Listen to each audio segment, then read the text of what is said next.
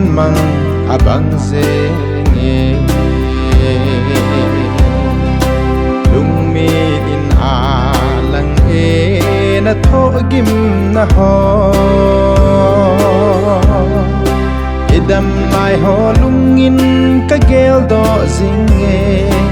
na to na tham ban ho nang be ya kai ma kasul zui ding hita ka khan kho ding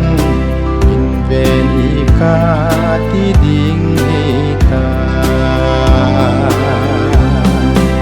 o se nang koi alam dang vale o boy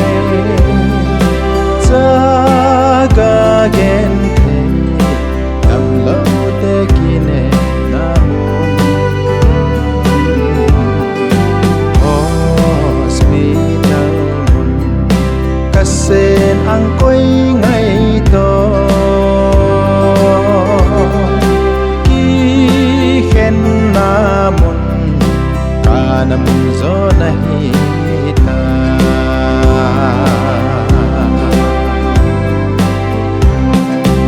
ai kho ahong va te hong tho bo chong hoi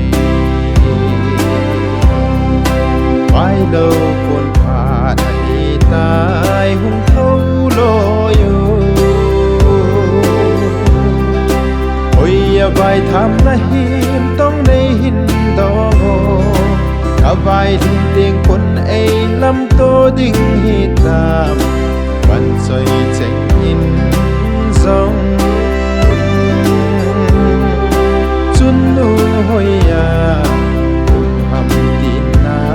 hol hol si ve o se nang koi alam dang vale o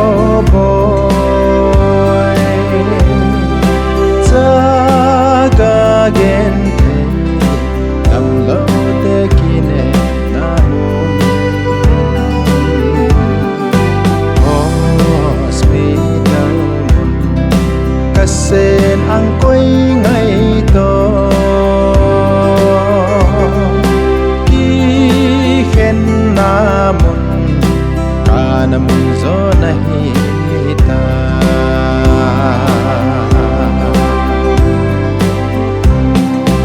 ichung than ban sang ako ni bete mo ban soi sang in ko ka tho zo ji po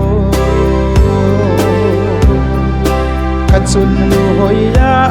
ham tin a kap sin kal hem bi zo ji poi ka do zo ji poi avan choi cheng le zo pa ke ma chun nu be in ka hing zo o se nang koi alam dang vale o boy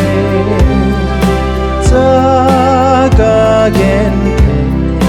dam lo te kine na mon hospital kasen angkoi ngai to ki khen na mon kana mun zo nahi ta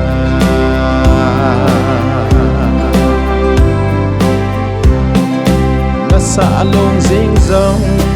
sao son nim dam noi ya